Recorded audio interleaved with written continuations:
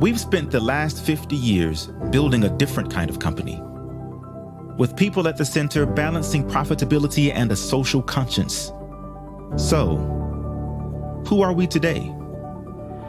What is Starbucks as we look to the future? We are a people company, which should be more clear now than ever before. We are a coffee company, for sure. Coffee is at the very core of what we do.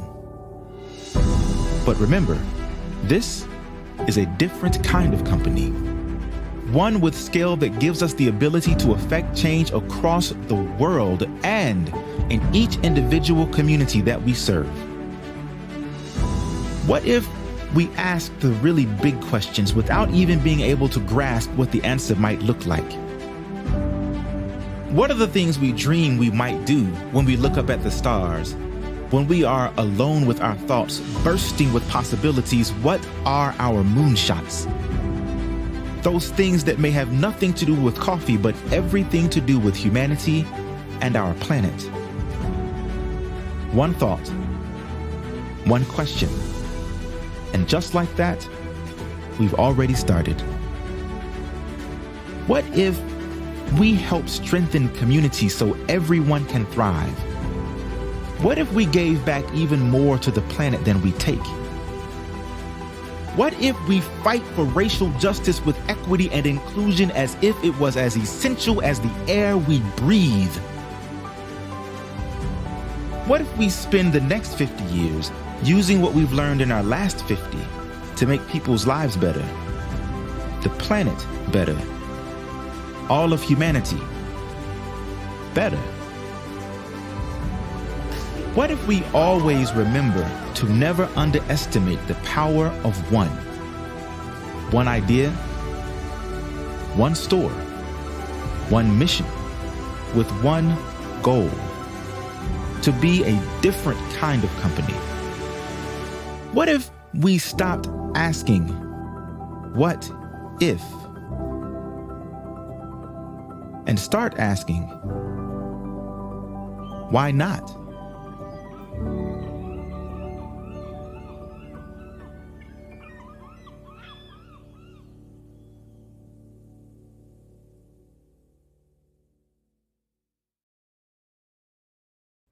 Assalamualaikum warahmatullahi wabarakatuh.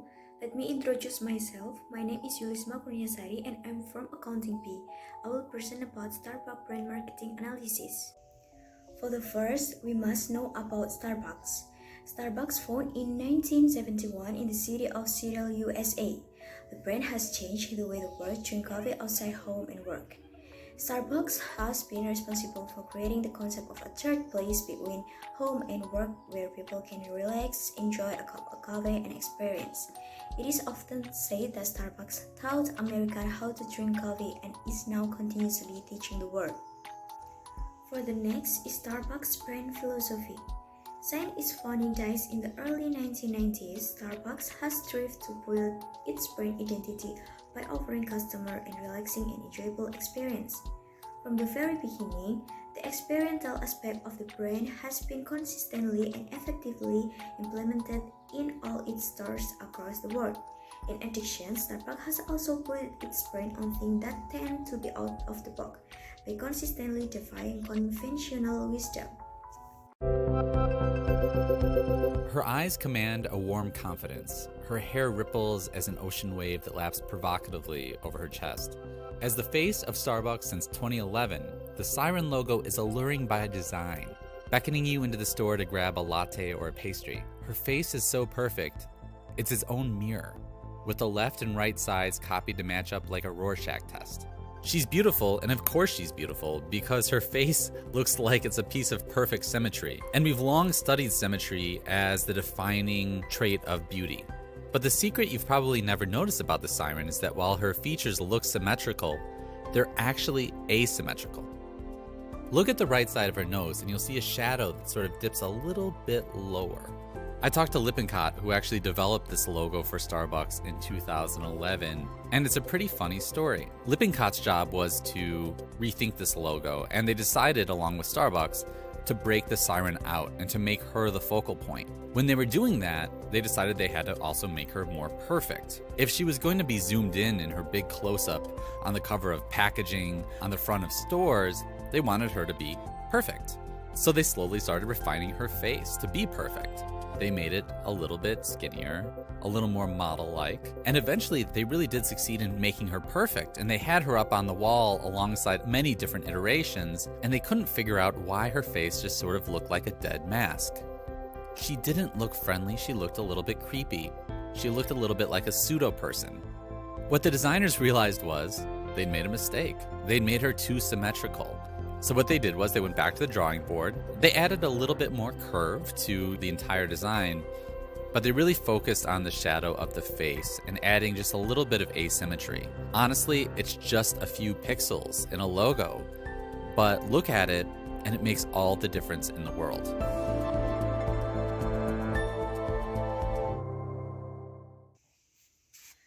The next is brand strategy of Starbucks. Branding has been one of the pivotal elements of Starbucks strategy over many years. So, Starbucks has several ways for branding, including 1. The Starbucks Siren logo. Starbucks Siren logo is one of the most recognizable logos in the world.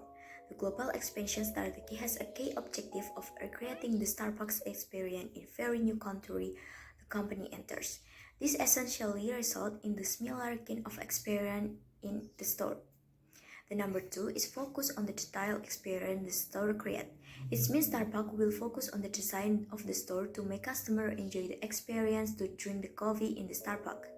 And the number 3 is Starbucks focus beyond coffee and into other beverage and food products. Starbucks company logo was redesigned in the 2011 to remove the word coffee and Starbucks. This logo is in the use until one of the most visual and recognizable elements of the company. And the last is number 4. The brand invests heavily and believes strongly in mobile marketing. It has embraced digital innovation by developing and rolling out a Starbucks app, paying for product. Besides its success in using technology like QR code, Starbucks has leveraged on artificial intelligence to allow customers to place other orders. Let's take a look at the Scan tab. Open up the Starbucks app and press the Scan button. You should see a screen with 2 tabs, Scan and Pay and Scan Only. Let's start with the Scan Only tab. Here is where you will be able to find your member barcode to scan at the register prior to paying with cash, credit card, debit card, or mobile wallet. Now let's take a look at the Scan and Pay tab. This is where you will be able to find all of your registered Starbucks cards and linked payment methods. You can order ahead with any of these payment methods using the Order tab down below, or if you would like to order in-store, you can pay for your order at the register with a single scan of the QR or barcode. If you have a Starbucks card or linked payment that you would like to add onto your Starbucks app, press the plus button on the top right-hand corner.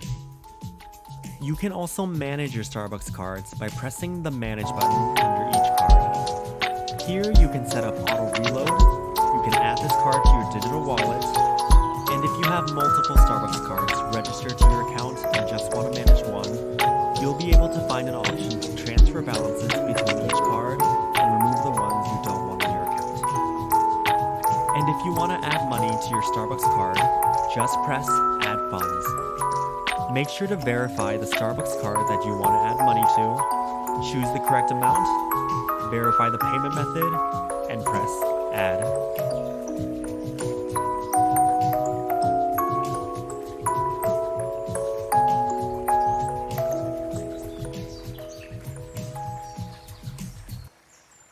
The next is brand communication. Starbucks siren and its iconic green is synonymous, which is quality coffee beverage and a relaxing coffee house experience all over the world. This would not have been possible without consistent communication of its brand elements, which are one of the Starbucks' most valuable intangible assets. In October 2019, the brand internal creative team published its full branding guideline on the website. Through its revised design principle, which emphasizes legibility and clear communication, As well as expansiveness and emotion, the brand demonstrates its unwavering, clear, consistent positioning. Pricing and targeting. There seemed to be a need to develop a Starbucks-led index. Pricing of its product, especially for the hot and cold drink and over, should be a crucial part of Starbucks country strategy. Through the brand has always targeted the upmarket customer through a premium pricing strategy in majority of the market it operates. The strategy need to hold in new markets the brand enters. Future challenge for Starbucks. The experience of Starbucks raises some fundamental questions about the future of the brand and the strength of its brand equity. Despite the popular nation supported by hard fact and less research, which argue that brand equity is the surest way to protect competitive advantage, the global recession and the consequent focus on pricing to win customers did err down Starbucks' equity at the time. Starbucks' initial focus was bringing high-quality beans to consumers who were more accustomed to instant or canned coffee. But that changed with the addition of one man. The company hired its first really professional director of marketing and sales, and that man was Howard Schultz. And he couldn't figure out why we weren't selling beverages. In 1983, Schultz travels to Italy and returns with an idea: turn the coffee bean stores into cafes. Starbucks served its first latte the next year.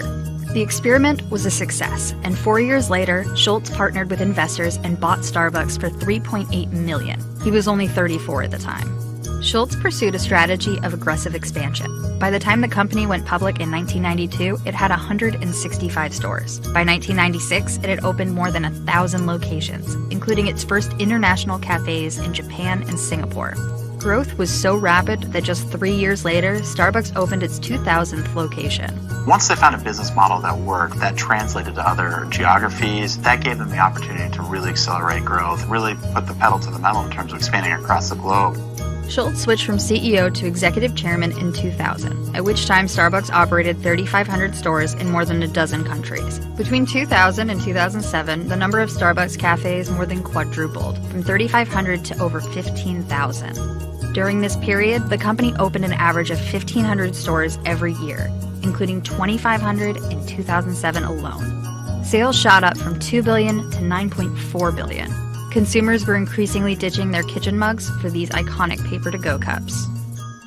But then Starbucks hit a wall. The 2007 financial crash. That year, its rapid growth screeched to a halt, and its stock price plummeted by 50% as cash-strapped consumers backed away from pricey coffee habits. The Great Recession was devastating for the restaurant industry. What we typically saw was more trading out, so consumers taking a pause on that everyday luxury that Starbucks offered. So Starbucks brought back Howard Schultz. This news alone caused Starbucks stock to shoot up by 9%. Schultz halted growth and focused on customer experience. He shuttered cafes, more than 600 in 2008 and another 300 in 2009, and laid off around 6,700 baristas. A month after his return, Schultz ordered Starbucks to close all of its U.S. locations for one afternoon, so he could retrain more than 135,000 baristas about how to make its signature espresso. Schultz's goal was to remind customers what they loved about the brand by making the stores an experience, not just a place to get a quick coffee. They stopped selling breakfast sandwiches and brought back in-house grinding, infusing the cafes once again with that fresh coffee aroma. Schultz even mandated the removal of automatic espresso machines. These made service faster but removed much of the romance and theater of watching baristas craft each cup of coffee.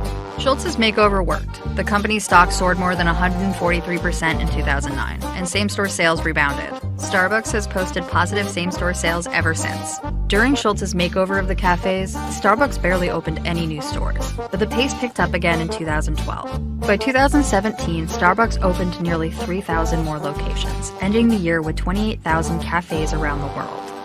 However, this brings us back to the first problem: profit cannibalization. Oversaturation, particularly in urban locations, has spread sales thin. Because Starbucks has so many locations, customers don't have to be loyal to just one. So even if Starbucks' overall sales are growing, its individual same-store sales won't reflect it. Compounding this problem are changing consumer preferences. People are shying away from sugar-laden calorie bombs, which happens to be one of Starbucks' staples. These signature frappuccinos contain an average of 57 grams of sugar. That's more than double the recommended daily limit of sugar. So to combat these problems, Starbucks is changing once again. The company announced the closure of 150 stores in 2019. That may seem like a drop in the bucket for a sprawling company like Starbucks, but it's 3 times the number of stores it usually closes each year. The company will still open stores, but future growth will be more focused. Additionally, decadent drinks topped with whipped cream are taking a back seat. Instead, the company is pushing lighter drinks like cold brew and its fruity refreshers. The company also plans to roll out delivery to a quarter of its company-owned stores by the middle of 2019. Perhaps the company's biggest undertaking is its new line of upscale stores, Starbucks Reserve Roasteries. These massive 20,000 square foot stores are designed to be a tourist destination. Here, Starbucks baristas and bartenders experiment with different brewing methods and craft new, innovative beverages. These have proven popular. In the first weeks, the Shanghai Roastery made an average of $64,000 every day, which is double what a regular cafe makes in a week. Thanks for watching my presentation. Wassalamualaikum warahmatullahi wabarakatuh.